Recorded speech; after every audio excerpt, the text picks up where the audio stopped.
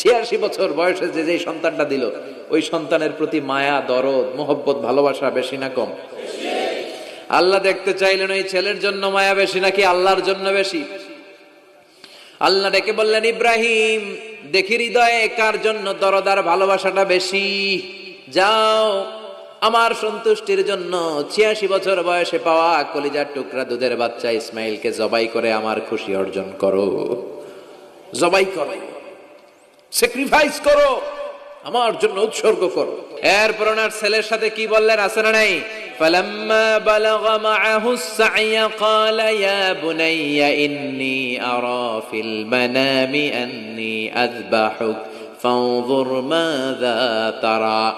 দুধের বাচ্চা ছোট্ট ইসমাইল ডেকে বলে, ও ইসমাইল, আমি স্বপ্নে দেখেছি আমি তোমারে জবাই করছি, এখন কি করব? কি বাবা, কি ছেলে? ইন্নী আরা ফিল মানামি আন্নী আযবাহুক ফানজুর মাযা তারা। ইসমাইল স্বপ্নে দেখেছি তোমারে জবাই করতেছি, কি করব কও? সাইয়েদনা ইব্রাহিম এই প্রশ্ন করার পরে সাইয়েদনা ইসমাইল বললেন, ক্বালা ইয়া আবাতি ফাআল মা তুমার। বাবা, আপনি স্বপ্নে যা দেখেছেন ঠিক তাই করেন, যা দেখেছেন তাই করেন। আব্বা আমি তো ডরাই না, আপনি ডরায়েন না। আমি ভয় পাই নাই, আমি ভয় আছে, আপনি ভয় পান কিনা? আল্লাহু আকবার।